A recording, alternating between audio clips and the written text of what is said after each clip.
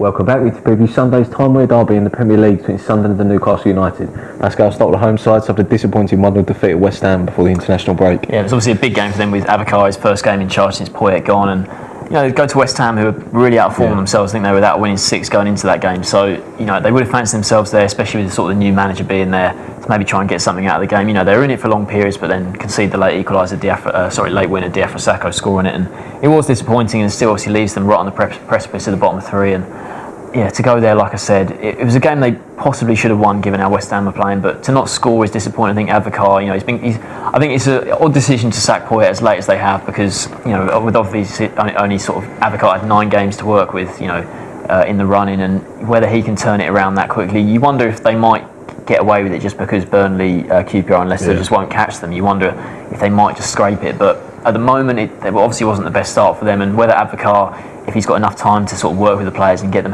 playing how he wants them to, we'll have to wait and see how they start playing in the final 8 games of the season. But obviously it wasn't the best start for him, and they'll certainly want to put that right here.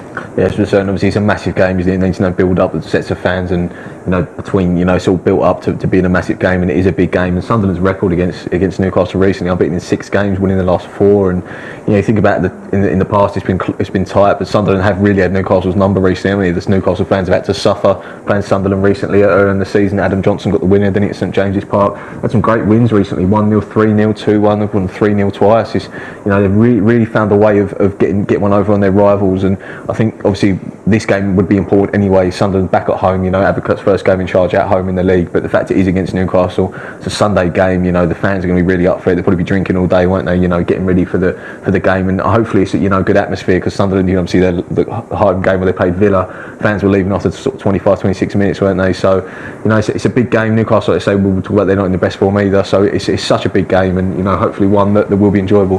Yeah, I was just about to mention that Villa game. Like I said, that was their last home game. Obviously the final straw for Poyet, really, wasn't it? 4-0 at home to Aston Villa, conceding all 4 of those goals in the first half as well. I mean, a really, really poor performance from them, and they want to put that right. But it's not just that game. On the whole, this season, their home form has been really poor. Just 2 home wins all season against Stoke and Burnley. So they've done okay in those games. But apart from that, they just haven't won enough games at home. There were certain performances that stood out. They did really well in that game against Chelsea, but apart from that, their home form has been really poor. And in terms of where it leaves them in the table, they're there 17th in the table, 1 point above Burnley.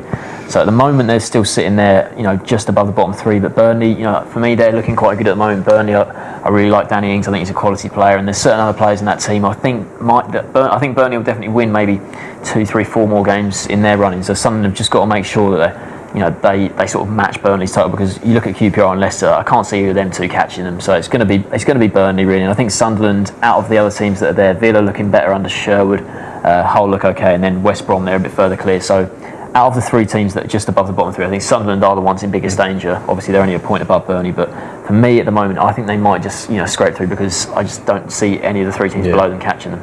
Yeah, you mentioned Sunderland being in poor form. Moving on to Newcastle, they've sort of dropped off again, haven't they? Poor form. Last time out for the international break against Arsenal, home to Arsenal went 2-0 up. Oliver Giroud getting both goals, and both decent goals, and you're thinking they're going to take a bit of a hiding. 4-5-0. That'd have been disappointing for the fans, but in fairness, they got the goal back to 2-1. And second half they were really good. They put a lot of pressure late on, and I think they've just got a point there. They're just giving the fans something to clutch onto.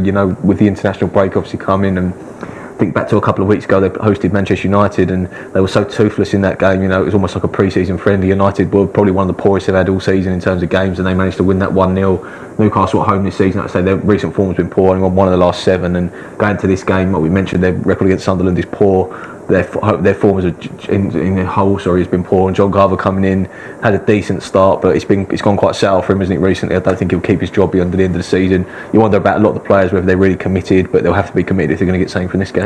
Yeah, you mentioned Carver there. I don't know if Steve McLaren, he's been reported this week that he's probably their number 1 target, but I think he signed a new contract, 3-year contract with Derby at the start of this season, and if Newcastle want to nab him, they're going to have to pay about $2 million in compensation. Yeah. So, I mean, they've obviously got that money. They're posting those record profits recently, and they would have got quite a bit of money when Palace took Pardew away, because Pardew was under that, on that 8-year contract that he was on. But yeah, like you say, their recent form hasn't been great of late. They've lost 4 of their last 5 games, and when you look at their position in the league, they're 12th there. They've dropped behind Palace now, and with Pardew at Palace, and considering Pardew has taken Palace above Newcastle, that's something significant as well. And Everton and West Brom just below them, 2 points separating those three sides. So at the moment, if Newcastle don't improve, it looks like they could drop to 14th. And given some of the players they've got and the quality they've got, and they're just a massive club, aren't they? One club city it is there. Huge fan base they've got up in Newcastle, great stadium, and they just should be performing better than they are. And like I said, unless Carver wins, say, maybe 5, 6 of his last 8 games and really takes them up towards the top half, it would be really hard to see him keeping his job, because they'll have a lot of time over the summer to sort of identify targets and try and work out how they can try and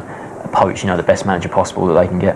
So it's a massive game for both teams. What's your score prediction for this one? It's a really tough game to call. I think obviously there's the fact that Sunderland have been fantastic, like you said, in the last few derbies. Poyet's record in those was great, wasn't it? So if he'd stayed, would they have been better under his tutelage? But it's the first game in charge for Abakar. It's a tough game though. I think it's a really tough one to call. I'm just going to have to sit on the fence, go for a draw. I'm going to go 2-2. 2-2. I'd agree as draw as well. I can't see as many goals. I'm just going to go 1-1. Like I say, it's difficult to separate the two sides, isn't it? It wouldn't be the best result for either, but not getting beat is obviously important. So we both see draws in this one. Thanks for joining us.